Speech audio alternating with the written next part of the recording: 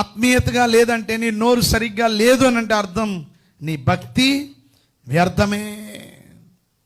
So మీకు ఇప్పుడు అర్థమైందా? మీకు 3 మాటల్లో మొదటిది వేషధారణ అంటే బయట ఒకటి లోపల ఒకటి. రెండోది వేషధారణ అంటే పెదవులతో ఆరాధించడం. మూడోది వేషధారణ అంటే నీ నోరు అపవిత్రంగా ఉండడము. నీ నోటితో దేవుని స్తుతించాలి, నోటితో దేవుని ఆరాధించాలి. రెండో భాగం రాసుకోండి. అలాగ వేషధారులుగా ఉన్నవారు బైబిల్లో ఉన్నారా లేరా? వేషధారులుగా ఉన్నవారు ఎంతోమంది ఉన్నారు బైబిల్లో. వారిలో కొంతమందిని మనం చూద్దాం. అందులో మొదటగా వచ్చే వ్యక్తి పేరు అనన్య సపేరా. అపోస్తుల కార్యాలు 5వ అధ్యాయము 1 నుండి 11 ఎవరైనా చదవండి. అపోస్తుల కార్యాలు 5వ అధ్యాయము 1 నుంచి 11. అననీయ అను ఒక మనుష్యుడు తన భార్య అయిన సపీరాతో ఏకమై పొలమమ్మెను. భార్య ఎరుకనేవాడు దాని వెలలో కొంత దాచుకొని కొంత తెచ్చి అపోస్తుల పాదముల యొద్ద పెట్టెను. అప్పుడు పేతురు, అననీయ, నీ భూమి వెలలో కొంత దాచుకొని పరిశుద్ధాత్మను మోసపుచ్చుటకు సాతాను ఎందుకు నీ హృదయమును ప్రేరేపించెను? అది నీ యొద్దనున్నప్పుడు నీదే కదా. అమ్మిన పిమ్మట అది నీ వశమై ఉండలేదా? ఎందుకు ఈ సంగతి నీ హృదయంలో ఉద్దేశించుకొనుచున్నావు? నీవు మనుషులతో కాదు దేవునితోనే అబద్ధం ఆడితివని వానితో చెప్పెను. అననీయ ఈ మాటలు వినుచునే పడి ప్రాణము విడువగా వినిన వారందరికీ మిగులు భయము కలిగెను. అప్పుడు పడుచువారు లేచి వానిని బట్టతో చుట్టి మోసుకొని పోయి పాతిపెట్టిరి. ఇంచుమించు 3 గంటల సేపటికి వాని భార్య జరిగినది ఎరుగక లోపలికి వచ్చెను. అప్పుడు పేతురు, మీరు ఆ భూమిని ఇంతకే అమ్మితిరా? నాతో చెప్పుమని ఆమెను అడిగాను. అందుకామె, అవును, ఇంతకే అని చెప్పెను. అందుకు పేతురు, ప్రభు యొక్క ఆత్మను శోధించుటకు మీరెందుకు ఏకీభవించితిరి? ఇదిగో, నీ పెనిమిటిని పాతిపెట్టిన వారి పాదములు వాకిటనే ఉన్నవి. వారు నిన్నును మోసుకొని పోవుదురని ఆమెతో చెప్పెను. వెంటనే ఆమె అతని పాదముల యొద్ద పడి ప్రాణము విడిచెను. ఆ పడుచువారు లోపలికి వచ్చి ఆమె చనిపోయినదని చూచి ఆమెను మోసుకొని పోయి ఆమె పెనిమిటి యొద్ద పాతిపెట్టిరి. సంఘమంతటికి ఈ సంగతులు వినిన వారందరికీ మిగులు భయము కలిగెను. ఏమర్థమైంది ఇందులో మీకు? ఏం వేషధారణ చేశారు అనన్య సపేరా? ఏం వేషధారణ చేశారండి చెప్పండి? అక్కడ పేతురు గారు అడిగారు, ఈ భూమి వెలలో కొంత దాచుకొని, చూడండి, భార్య ఎరికిన 2వ వచనం, వాడు దాని వెలలో కొంత దాచుకొని కొంత తెచ్చి అపోస్తుల పాదముల యొద్ద. అప్పుడు పేతురు, అననీయ, నీ భూమి వెలలో కొంత దాచుకొని పరిశుద్ధాత్మను మోసపుచ్చడం సాతాను ఎందుకు నీ హృదయమును ప్రేరేపించాను. అంటే ఏం చేశాడు అననీయ?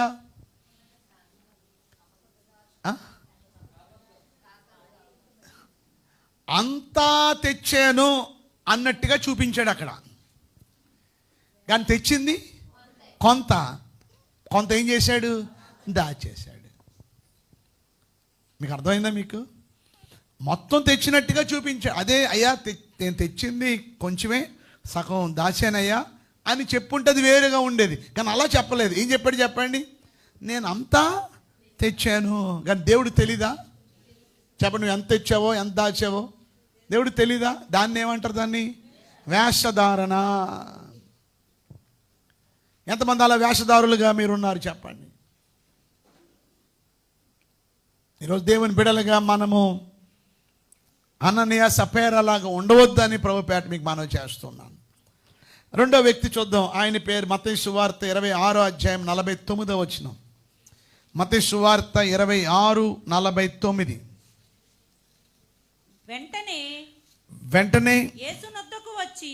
వెంటనే యేసునొద్దకు వచ్చి బోధకుడా, 49వ వచనం, వెంటనే యేసునొద్దకు వచ్చి బోధకుడా నీకు శుభమని చెప్పి ఆయనను ముద్దు పెట్టుకొనెను. యేసు, చెలికాడా, నీవు చేయవచ్చినది చెయ్యమని అతనితో చెప్పగా వారి దగ్గరకు వచ్చి ఆయన మీద పడి ఆయన పట్టుకొనిరి. ఈయన పేరు ఇస్కరియోతు యోధా. వేషధారులకే వేషధారి. మీరు నవ్వుతున్నారు, మీకు నవ్వు ఎలాగ వస్తుందో నాకు తెలియట్లేదు, నాకైతే దుఃఖం వస్తుంది. మీరు ఎందుకు నవ్వుతున్నారో నాకు అర్థం కావట్లేదు. యేసు ప్రభుతో 3.5 సంవత్సరాలు ఉండి, యేసు ప్రభుతో కలిసి తిరిగి, యేసు ప్రభు చేసిన అద్భుతాలను కల్లారా చూసి, యేసు ప్రభు శిష్యుల్లో 12 మందిలో ఒకరుగా, అపోస్తుల్లో ఒకరుగా ఎన్నుకోబడిన ఈ ఇస్కరియోతు యూదా ఒక వేషధారిగా మారిపోయాడు. తన సొంత గురువు గారిని, ప్రభువునే అమ్మేశాడు. ముద్దు పెట్టాడు. ఏ ముద్దుది? దొంగ ముద్దుది.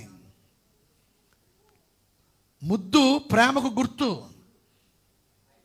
కానీ ఈ ముద్దు కపటం ముద్దు. ఎంతమంది ఇక్కడ ఉన్నవారు నన్ను ప్రేమిస్తున్నారు? చేయొద్దండి. చూసారా, ఇందులో ఎన్ని చేతులు నిజమైనవో, ఎన్ని చేతులు అబద్ధమైనవో మనకు తెలియదు. సో నా మాటలు మీకు అర్థమవుతున్నాయి. అందరూ చేతులు ఎత్తున్నారు. ఈరోజు దేవుని బిడలగా, ఈరోజు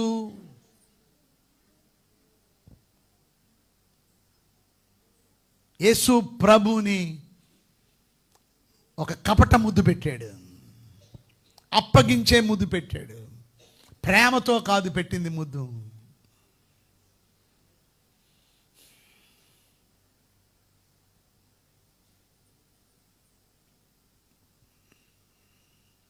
ఈరోజు ఒక అమ్మాయి నాకు ఫోన్ చేసింది. చాలా భక్తి గల అమ్మాయి. వాళ్ళ ఆయన గారి ఇంకా భక్తి గలవాడు. ఆమె వేరే రాష్ట్రం నుండి మన దగ్గరికి వచ్చింది. ఆమె నేను హైదరాబాదులో ఉన్నానేమో అని, హైదరాబాదులో ఉన్నానని ఫోన్ చేసింది. నాది హైదరాబాద్ అనుకుంది.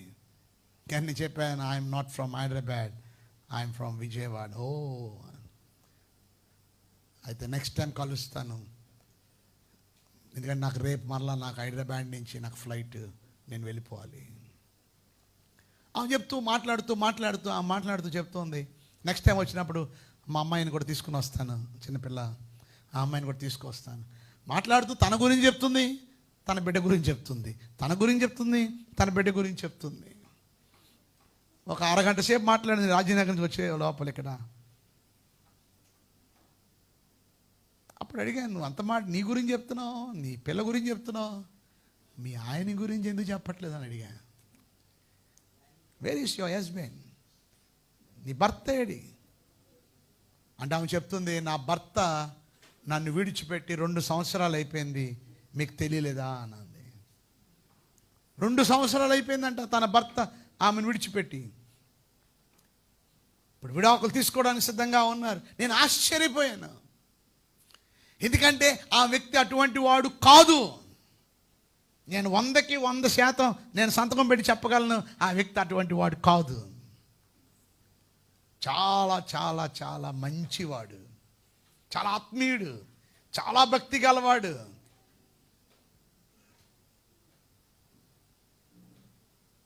నేను ఆయన దగ్గర నుంచి ఎన్నో విషయాలు నేర్చుకున్నాను కూడా. దేవుడు ఆయనకి మల్టీ టాలెంట్, అన్ని తలాంతులు దేవుడు ఇచ్చాడు. ఆయనకి రానిదంటే ఏమీ లేదు. కానీ సైతాన్ని పడగొట్టేశాడు. త్రాగుడికి బానిస అయిపోయాడంట, సిగరెట్లకి బానిస అయిపోయాడంట, ఇంకా అన్ని వ్యసనాలకి బానిస అయిపోయాడు. బయటికి ఎవ్వరికీ తెలీదు ఆయన అలా చేస్తాడని. నేను నమ్మలేకపోయాను. కానీ నేను ఒకరోజు తెలుసుకున్నాను, చూశాను, ఇంకా నేను విడిచిపెట్టేశాను. భార్యని ప్రేమిస్తున్నట్టుగా నటించాడు, కానీ ఏం చేశాడు చెప్పండి? భార్యని మోసం చేశాడు. ఇప్పుడు భార్యను వదిలేశాడు, బిడ్డను వదిలేశాడు. అంటే అప్పటి వరకు ఏం చూపించాడు? వేషధారణ చూపించాడు. నేను వాళ్ళ ఇంట్లో 3 రోజులు ఉన్నాను. కానీ ఎక్కడా కూడా ఆయన అలాగా తన భార్య మీద ప్రేమ లేనట్టుగా నేను అసలు చూడలే. దీన్ని ఏమంటారు చెప్పండి? కొంతమంది వారికి ఎంత ప్రేమ ఉన్నదని అది బయటికి తెలియదు. ఇస్కరియోత చూపించిన వేషధారణ అసలు యాక్టర్లకే యాక్టర్. ఇప్పుడు ఆంధ్రాలోని ఏమంటారు, తెలంగాణ నంది అవార్డ్స్ ఇస్తున్నారు కదా, ఆ నంది అవార్డ్స్లో నంది అవార్డు గ్రహీత ఎవరు? ద బెస్ట్ యాక్టర్ ఇస్కరియోత అనగానే అందరూ చప్పట్లు కొట్టి చూడేసుకుని వస్తాడు అనమాట. ఈరోజు మీరు ఎలా ఉన్నారు చెప్పండి? ఈరోజు చాలా విచారకరం. ప్రభుతో ఉండి ఏం చేశాడు చెప్పండి?